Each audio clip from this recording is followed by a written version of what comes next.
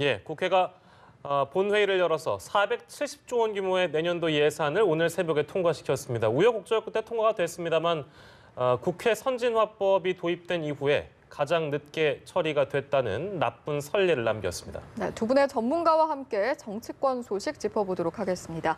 차재원 부산 가톨릭대 초빙 교수, 김광덕 전 한국일보 정치부장 모셨습니다. 어서 오세요. 안녕하세요. 예.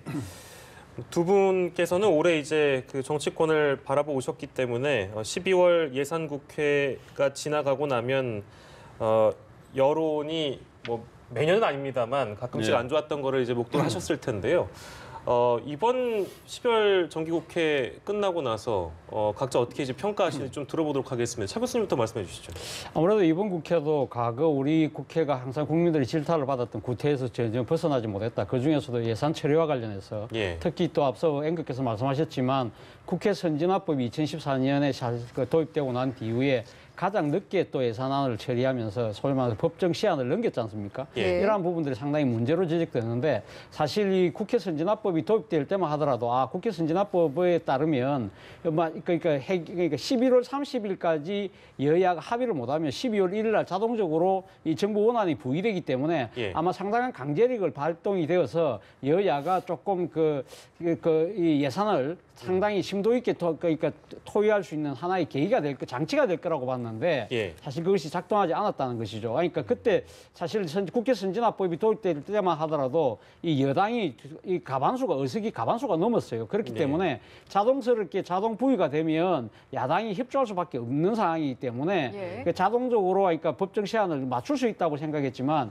지금 더불어민주당은 지금 여소의 야대 국면이지 않습니까? 그러니까 지금 가반을 차지하지 못하고 있기 때문에 특히 그리고 법여권의 정치 행태를 보여왔던 평화민주당이라든지 정의당이 이번에 이 연동형 선거 비례대표제 때문에 사실 국회를 사실상 지금 예산과 연결을 했기 때문에 국회 선진화법이 무조건 지금 예산 심의의 그런 통과시켜주는 하나의 장치가 되지 못했다는 것이고요. 그리고 특히 이번에는 예산을 처리하면서 결국은 이 지금 거대 양당이라고 할 수 있는 더불어민주당과 자유한국당이 손을 잡는 그래서 과거 형태식의 양당 체제의 적대적 공생관계를 해보겠다. 그렇게 됨으로 인해서 더불어민주당 입장에서는 그동안 상당히 지금 우당의 입장을 취해왔던 이 지금 민주당 그러니까 평화당이나 정의당과의 협치의 틀이 부서지는 그런 측면이 있었다는 것이고요. 그리고 무엇보다도 심각한 문제는 결국은 이번 예산 심의 자체도 졸소국으로 밀실에서 담합 형태로 처리됐다는 부분. 이 부분들이 상당히 비판받고 앞으로 이에 대한 보완도 만들어져야 되는 보완책이 만들어져야 되지 않을까 하는 생각이 듭니다. 네, 비판되는 지점들이 몇 가지 있는데요. 김광덕 부장께도 마찬가지로 같은 질문 드리겠습니다. 어떻게 평가하세요? 일단 뭐 좋고 나쁜 걸 떠나서 이번 예산안 처리에 있어서 일단 특징 중에 하나가 뭐냐 하면 여당과 제1야당이 일종의 연합해서 합의해가지고 하고 오히려 소수 야당이 불참하는 새로운 대립구도가 만들어졌다는 거. 그러니까 굳이 비유하자면 민주당하고 한국당이 상당히 노선이 다른데 두 당이 예산안 처리 과정에서 일종의 대연정 같은 모습을 보였다라고 하는 점에서 소연정도 아니고요. 대연정. 그런 점에서 이제 특징이고요.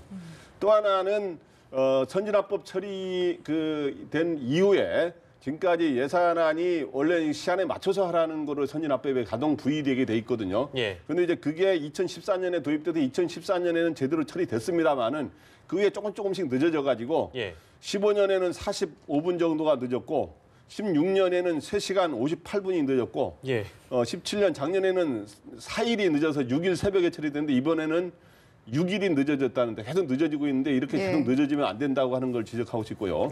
그런데 어떻든 이번에 의미는 뭐냐면 여당과 어떻든 제1야당이 일단 합의해서 처리했다고 하는 거를 그리고 너무 늦지 않게 과거에 선진화법이 없을 때는 연말 12월 31일 날 처리되는 경우도 있었거든요. 그러니까 너무 늦지 않게 앞으로 행정의 내년에 예산 운용에 문제 없이 처리됐다는 건 다행스러운 점인데 약간 문제는 뭐냐 하면 자꾸 늦어지고 있다는 거. 그리고 소수 3야당의 불참 속에 이루어졌다는 점. 이런 거. 그리고 또 하나는 이런 일종의 논의 과정에서 이렇게 너무 속성으로 그리고 밀실에서 좀 약간 이렇게 이루어지는 과정에 있고 그 막판의 과정에서 보니까 딱 예산이 나와 보니까 여야의 실세 의원들의 예. 심지어 바른미래당까지 그러니까 뭐 민주당뿐만 아니라 한국당, 바른미래당의 실세 의원이나 지도부 사람들의 그 지역구 예산이 이 과정에서 막판에 수십억에서 심지어 수백억까지 이렇게 증액되는 일이 그거는 과거에도 있었습니다만은 예. 그런 모습이 나타난 건 바람직하지 않았다 이렇게 생각이 됩니다. 알겠습니다. 예산안 처리에 대한 전체적인 평가를 좀 부탁을 드렸고요. 처리 시기와 관련해서는 두 분 모두 좀 여러모로 아쉬움이 남는 대목이 있다라고 평가를 좀 해주신 것 같습니다. 이제 세부적으로 좀 들어가 보면 사회 간접 자본 예산이 증가했고 일자리 관련 예산은 이제 줄어든 걸 알 수가 있는데 이 대목은 좀 어떻게 평가하세요? 사실 더불어민주당과 자유한국당이 그러니까 지금 그 소수 3야당을 제치고 그러니까 그 예산을 먼저 처리하기로 했을 때부터 그때 그 합의된 안이 정부 원안보다도 5조 원을 삭감하기로 했지 않습니까? 그런데 말씀하신 것처럼 결국 다 이 지금 오늘 새벽에 통과된 걸 보니까 진짜 실제 삭감된 것은 9,600억 정도밖에 안 된다는 것이죠. 그러면 나머지 4조라는 돈이 가면 어디선가 다시 정액이 됐다는 이야기지 않습니까? 그 자체가 그러니까 그 더불어민주당과 이 자유한국당이 서로 합의를 할 때 5조를 삭감할 때는 정부 원안에서 여러 가지 이 중에서도 앞서 말씀하신 것처럼 일자리 예산 같은 것들을 많이 줄이기로 했던 것이죠. 그런데 지금 문제는 그 순삭감대 그러니까 그 뭡니까 양당이 합의해서 5조 원을 삭감했는데 그 중에서 양당이 다시 지금 소수 3당이 빠진 상태에서 자기들끼리 밀실에 앉아서 4조를 다시 늘렸다는 것이죠. 그 늘리는 과정에서 앞서 말씀하신 것처럼 이 양당의 실세 의원들의 지역구에 예산이 상당히 많이 늘 수밖에 없었다는 것이죠. 그런데 아무래도 지역 예산이 늘리는 과정에서 본다고 한다면 의원들의 입장에서는 눈에 띄는 예산이 사실 늘어난 것이 자신의 정치적인 이 이익에 도움이 되는 측면이 분명히 있는 것이거든요. 그렇기 때문에 그러한 것은 결국 사회 간접 자본 시설이라든지 이런 쪽으로 늘어날 수밖에 없다는 것이죠. 그렇기 때문에 사실 이번 정확하게는 지금 아직까지 알려지고 있지는 않습니다만은 이 지금 4조라는 돈이 다시 그러니까 이 늘어나는 부분에 있어서 어떤 부분이 늘어났는지는 지켜볼 필요가 있다, 따져볼 필요가 있다. 사실 이와 관련해서는 이 그 양당이 합의가 됐을 때 이 바른미래당의 김관영 원내대표가 이런 이야기를 했어요. 지금 5조 삭감한다고 했지만 결국 또 늘릴 것이다. 그 늘리는 것은 결국 여야 실세 의원들의 지역구로 그 예산이 늘어날 것인데 주의 깊게 살펴봐달라고 기자들에게 당부한 측면이 있었는데 그것이 들어맞은 것이 아닐까라는 생각이 듭니다. 역시나 이제 열고 보니까 실세 의원들의 예산 챙기기는 여전했다라고 볼 수 있고 저희가 이제 반복적으로 두 분께서 지적을 해주셨습니다만 그 밀실 합의 소소위에 대한 부분은 이번 주 내내 이제 많이 보도가 되고 비판이 됐던 부분이라서 또 짚진 않겠습니다만 김광덕 부장께는 이 질문을 드리고 싶어요. 이거 어떻게 방법이 없습니까? 이 그 쪽지 예산, 뭐 문자 예산 이게 밀실에서 이루어지고 심지어 이게 법적 근거도 없다 그러고 이러다 보니까 계속 문제가 되는 거 아니겠어요? 그러니까 제가 정치부 기자를 한 이후에 지금 뭐 수십 년이 저게 20여 년이 됐는데 그 이후에 보면은 매번 예외 없이 쪽지 예산 쪽지로 요즘은 쪽지가 아닌 카톡으로 한다고 이제 하더라고요. 그 수단만 바뀌었지 그런 걸 통해서 막판에 항상 예산안이 처리되는 과정이 보면 정부에서 가져온 예산 중에 한 일부를 예를 들어서 깎고 그래서 이번 같은 경우는 정부 예산 중에 한 5조 원 가량을 깎고 그 다음에 4조 3천억 가량을 늘렸다는 거 아닙니까? 그러면 어느 정도를 깎고 그다음 늘리는 과정에서 SOC 예산을 주로 늘리는데 그게 보면 각 지역구 의원들의 예산을 늘려주면서 적당히 타협이 이루어지는.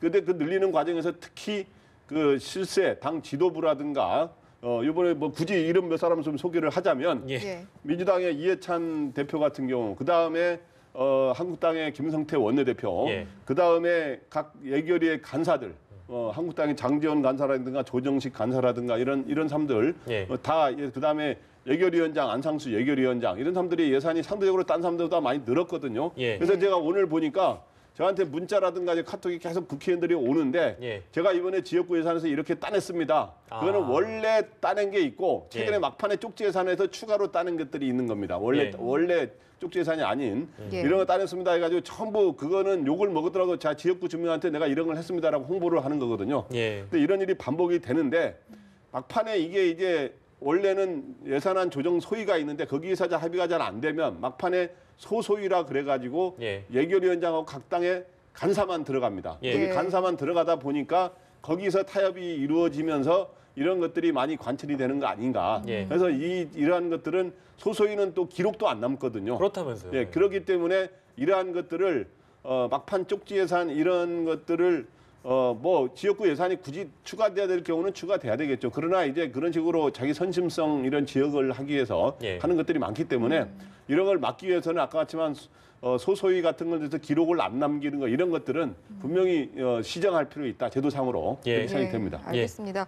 뭐 그렇게 이제 늑장 처리가 되면서 쪽지 예산이 되는 가운데 그렇게 그런 과정임에도 불구하고 또 의원세비 같은 경우에는 1.8% 올리는 안이 또 포함이 됐어요. 여기에 대해서 이제 야3당도 굉장히 비판의 목소리를 내고 있더라고요. 그렇죠. 뭐 저희 국회의원들의 세비 자체가 상당히 뭐 이 유권자들로부터 상당하게 지탄의 대상이 많이 되어 왔는데 말이죠. 그 이유는 결국은 국회가 제대로 할 일을 안 하면서 자신의 이속만 챙기고 있는 것이 아니냐는 그러한 그 의구심 때문에 그런 거 아니겠습니까? 이 네. 국회가 일만 잘한다고 한다면 1.8%가 아니라 18%라도 인상하면 국민들 박수 치겠죠. 그러나 지금 이제 국회가 보여주고 있는 여러 가지 모습들에 대해서 국민들이 상당히 실망이 큰 상황에서 예. 이렇게 1.8% 올린다는 부분에서 상당히 문제가 있다는 것이죠. 그런데 문제는 또 구체적으로 따져보면 1.8%가 아니라는 것이죠. 1.8%가 일반 수당에 대해서는 1.8% 올렸는데 예. 이것이 오름으로써 각종 여러 가지 그 의정 활동과 관련된 수당들이 다 오르면서 예. 지금 1억 한 4천 연봉 규모로 따지면 1년 연봉 규모로 따지면 1억 한 4천 정도의 연봉 수준이 1억 한 6천까지 올라간다는 것이죠. 예. 그렇다고 한다면 이 상승률은 14%가 넘는다는 겁니다. 그것은 지금 뭐 여러 가지 경제계에서 나오고 있는 최저임금 상승률이 너무 높다. 그것이 10%가 약 10.5% 정도 되는데 그거보다 훨씬 높다니까 예. 상당히 그 국민들 입장에서는 도저히 납득이 안 되는 상황인 것이죠. 물론 예. 지금 예산은 통과됐습니다만은 이것이 실제 집행되기 위해서는 국회 세비 규칙이 또 바뀌어야 돼요. 그것이 과연 바뀔지 안 바뀔지는 모르겠습니다만은 예. 상당히 이 부분에서는 비난의 목소리가 커지고 있는데 앞서 말씀하신 것처럼 지금 이 연동형 비례대표제와 관련해서 이번 예산 심의에 참여하지 않았던 소수 3야당 같은 경우 상당히 이게 또 반발하는데요. 예. 또 반발하는 이유 중에 하나가 이런 식으로 그러니까 양당이 세비를 올림으로써 국민들의 정치 불신이 상당히 높아지잖아요. 예. 그러면 지금 연동형 비례대표제가 도입되려고 하면 의원 정수를 늘려야 되는 상황이 발생할 수밖에 없는데 예. 이러한 상황에서 만약에 양당이 지금 세비를 올려버리면 예. 사실 연동형 비례대표제가 들었을 만한 이 정치적인 명분 자체가 더 그러니까 줄어들 수밖에 없잖아요. 예. 그러니까 이 소수 3야당 입장에서는 상당히 지금 비판의 목소리를 높일 수밖에 없는 상황인 것 같습니다. 네, 뭐 야3당의 입장은 당연히 그럴만합니다. 단식 투쟁을 정의당 이정미 대표와 또 손학규 바른미래당 대표가 이어가고 있는 상황이고 뭐 어렵게 또 이제 시작을 했던 여야정 협의체 보이콧도 선언했고요. 아무튼 이제 아까 저희가 소개를 해드렸습니다만 12월 임시국회 열어야 된다는 얘기도 나오고 있고 여러 가지로 정치권이 어선하고 불안정하고 복잡한 상황인데 이 분위기를 또 이제 어찌됐든 풀어가야 되는 그 명분이 민주당에게 필요할 텐데요. 어떻게 이끌어내야 될까? 이게 쉽지 않은 상황인데요. 네, 민주당 입장에서는 이번에 예산안 처리 과정에서는 예. 한국당과 손을 잡는 기이한 현상이 벌어졌는데 이번에 그러나 이제 민주당은 앞으로 여러 가지 다른 이제 법안들을 처리해가는 소위 이제 개혁 입법들을 처리해가는 과정에서는 예. 한국당하고 이제 입장이 다른 게 많거든요. 그런 것들은 이제 앞으로 정의당이라든가 민주평화당의 소위 범진보 정당들의 지원을 받아야 되는 입장에서는 예. 이런 정당의 의견이 비록 소수 의석이지만 전혀 받아주지 않을 수는 없는 상황이거든요. 그런데 예. 이제 이 사람들이 가장 요구하는 게 이 두 당과 그다음 바른미래당은 이제 성격이 좀 다른 약간 보수 야당에 가깝습니다만은 예. 이 세 야당이 지금 주장하고 있는 게 이번에 선거제도 개혁 아닙니까? 예. 근데 선거제도 개혁 중에 연동형 비례대표제라는 건데 연동형 비례대표제는 뭐냐 하면 정당의 득표율에 딱 비례해가지고 의석수를 딱 나눠 갖는 겁니다. 지역구 다친 비례대표만 그렇게 하는 게 아니라 지역구 의석까지 딱 합쳐가지고 딱 의석 비율대로 정당 득표율대로 가져가는 거기 때문에 예. 그렇게 되면 이제 사표가 전혀 없어진다는 거죠. 이제 그래서 명분상으로는 야3당의 주장이 상당히 좋아 보이는데 그러나 예. 근데 현실 정치상으로 보면 이런 측면은 있습니다. 지금 현재 연동형 비례대표제에 오리지널 가깝게 하고 있는 나라는 예. 독일 등 아주 소수에 불과합니다. 사실은 예. 예. 독일 같은 것도 완벽한 연동 비례대표제는 아니고 거기도 지역구에서 당 득표율 이상으로 의석 지역 구석을 더 얻어버리면 초과 의석이라고 해서 그걸 또 인정해 주는 게 있어요. 이게 좀 복잡합니다만은 어떻든 이런 것들을 이제 요구하는데 여당에서는 그리고 제1야당 입장에서는 사실 받아들이기 어려운 현실적인 정치적 측면이 있어요. 왜냐하면 여당은 50% 이상 득표하지 않으면 여소야대가 기정사실화되는 거거든요. 근데 정당의 득표율이 50% 이상 넘는 거는 거의 드문 사례거든요. 참고로 지난번에 민주당이 재작년 총선에서 아주 선거에서 승리했다고 하지만 당시 정당 득표율은 그때 뭐 이번 같은 비례대표가 아닌가 하니까 국민의당에도 밀리는 3위를 했습니다. 30%가 안 되는 득표를 했습니다. 그리고 한국당 입장에서도 이렇게 되면 또 여러 가지 야권표가 분열이 되는 이런 현상이 벌어지기 때문에 이런 미묘한 건데 그러나 이거를 또 전혀 안 받을 수 없는 상황이거든요. 그래서 그걸 하기 위해서 이제 앞으로 완전한 오리지널 연동형 비례대표는 제가 보기에 받아들이기가 쉽지는 않은 상황이고 그런데 그렇게 되면 뭔가 좀 줘야 되는데 그러려면 비례대표 의석을 좀 늘리는 거라든가 권역별 정당 명부식 비례대표제를 일부 도입한다든가 하여튼 뭔가 타협안을 제시해야 될 걸로 보입니다. 알겠습니다. 교수께서는 그럼 그 논의의 불씨 자체는 살아있다고 좀 전망을 하시나요? 어떤 의견을 가지고 계세요? 저는 뭐 살아있다고 봅니다. 지금 당장 앞서 말씀하셨지만 지금 12월 임시국회가 소집될 수밖에 없는 상황이거든요. 그렇기 때문에 아마 지금 그 손학규 대표, 이정미 대표가 지금 단식을 하고 있는 상황이긴 합니다만은 이분들의 뭐 여러 가지 정치적인 그런 것보다도 지금 당장 상당히 단식이라는 또 그런 측면에서 봤을 때도 지금 이 더불어민주당 입장에서는 이 상황을 방치하고 갈 수는 없는 것이죠. 그렇기 때문에 12월 임시국회를 소집해서라도 사실은 어떤 식으로든 이 선거제도에 대한 논의를 계속 이어갈 수밖에 없는 상황이다. 그리고 앞서도 제가 말씀드렸습니다만은 지금 그동안 사실 그 평화당이나 정의당 같은 경우는 상당히 민주당과 함께 상당히 법여건을 형성해 왔지 않았습니까? 그렇기 때문에 민주당 입장에서는 어떤 식으로든 법여건의 그 형태를 갖고 가야 자신들이 지금 그 상당히 목적하고 있는 개혁 입법들을 이뤄낼 수 있다는 것이죠. 그렇기 때문에 그 협치 형태를 복원하기 위해서라도 상당히 어떤 식으로든 아마도 제 생각에는 그러니까 대표성과 비례성을 강화하는 쪽으로 아마 선거 제도를 바꾸는 식으로 타협하지 않을까 하는 생각이 듭니다. 갑자기 드는 생각인데요. 만약에 지금 아직 발표는 안 됐는데 김정은 북한 국무위원장의 답방이 만약에 발표가 나서 다음 주나 답방을 하게 되는 그런 가능성이 열려 있다면 현재 지금 국회 로텐도홀의 분위기가 바뀌겠으면 다시 얘기하자면 정의당이나 민주평화당은 아무래도 북한 이슈에 좀 더 관심이 많기 때문에 단식 농성을 중단한다든지 뭐 이런 변화 말입니다.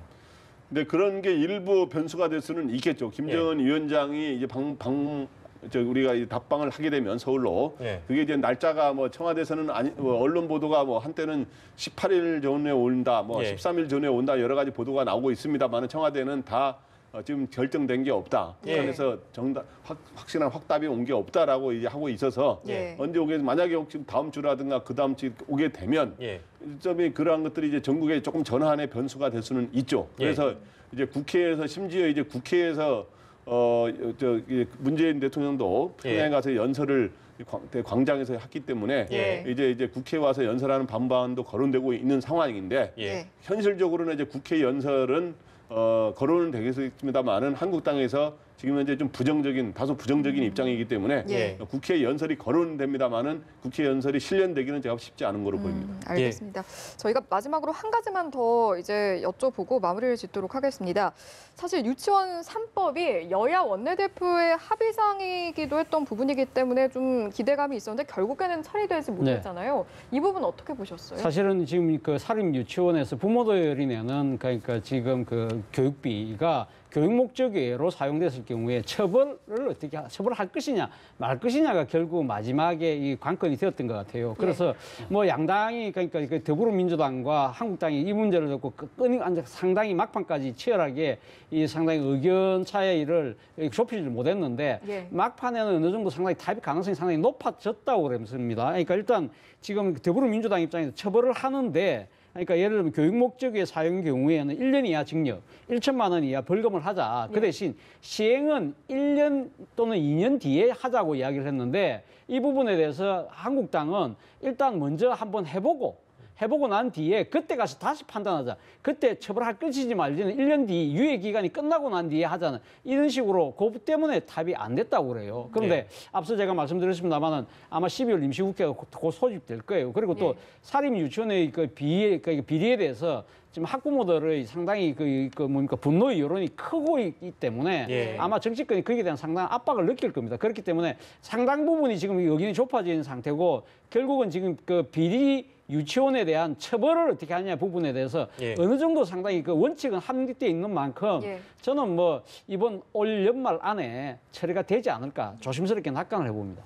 두 분 말씀을 오늘 거기까지 듣도록 하겠습니다. 예산안 통과 이후의 전국 전망을 두 분과 함께했습니다. 차재원 부산가톨릭대 초빙 교수, 김광덕 전 한국일보 정치부장과 함께했습니다. 고맙습니다. 고맙습니다.